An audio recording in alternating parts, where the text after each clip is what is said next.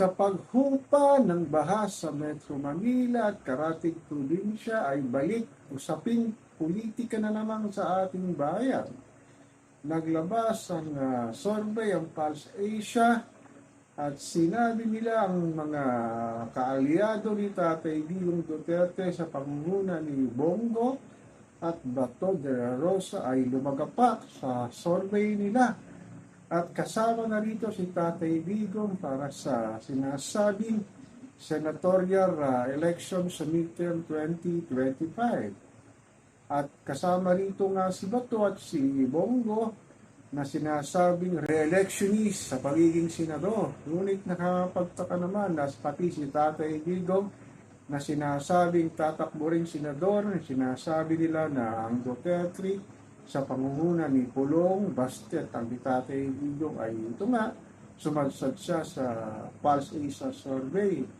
Pero ang sabi ng mga kaalyado ni Tatay Digong na mind conditioning lang daw ito para sa mga kalaban nila sa politika, lalo na sinasabing oposisyon sa pangunguna ni Kiko Bamenchen na lumagapak din sa survey para sa midterm election.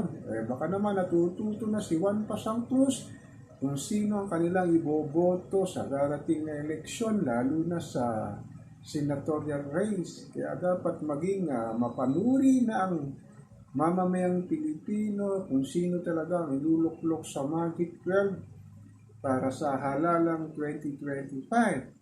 So kung maaalala lang natin, ilang araw na bumagyo sa Metro Manila, talagang grabe ang pinsalang dulot nito.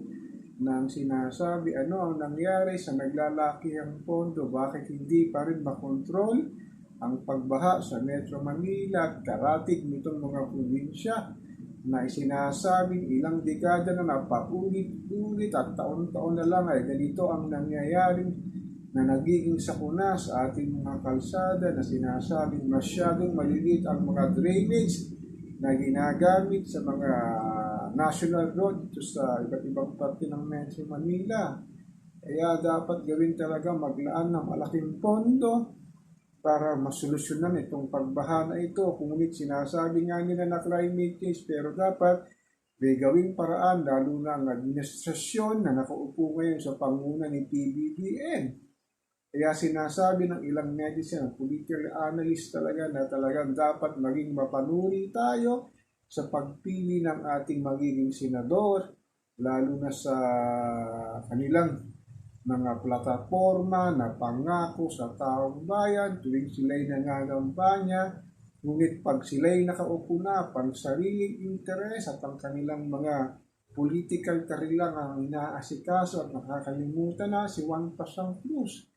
Lalo na sa panahon ngayon na grabe na ang hirap ng buhay, sa walang humpay nagtaas ng serbisyong publiko, crudo gasolina at usapin na tsa-tsa at ang West Philippine Sea, ang laging na ating nababalitaan sa social media at mainstream media. Sa pagbaba ng survey ni Bato at ni Bongo, ito na kaya ang hudyat para pumili tayo ng nakakarapat dapat para umupo sa ating Senado. Lalo na raw ito si Senator Bato, kung hindi lang talagang ito'y dating chief PNP. Wala daw ginawa sa Senado kundi mag-comment at magpatawa na hindi raw ito gumagawa ng magandang batas para sa mga mahihirap, lalo na kay Juan Pasang Cruz na umaasa na makakatulong siya nung siya'y nangangandidato pa lang sa pagiging senador. Hindi dito naman daw si Bongo kahit papano ay mayroong malasakit center na maaring dumulog ang mamamayang Pilipino na naghihirap sa buhay para lang may raos ang kanilang pagkain 3 beses sa isang araw, ay maaari ka raw pupunta sa kanyang sinasabing malasakit center. Pero si Tatay Digong daw na bumaba din ang rating, nagtataka ang maraming makabigong o DDS, bakit bumaba ang rating ni Tatay Digong? Sinabi na nga ng ilang kalaban niya sa politika na talaga raw na wala naman daw ginawang maganda si Tatay Digong sa panahon ng kanyang panunungkulan bilang presidente ng Pilipinas, kundi magbigay ng mahahang na salita sa mga taong tumutulig sa kanya. Ganun talaga ang ating political landscape dito sa ating bayan. Hindi mo talaga alam kung sino talaga ang nagsasabi ng totoo. Kaya nga, hinihikayat ng ating mga netizen na pumili tayo ng karapat-dapat na senador na iupo sa Senado. So ako po si Papa Ken, patuloy po akong magmimira, magmapatyal dito sa ganapan sa ating sa politika, dito sa ating mahal na inang bayan.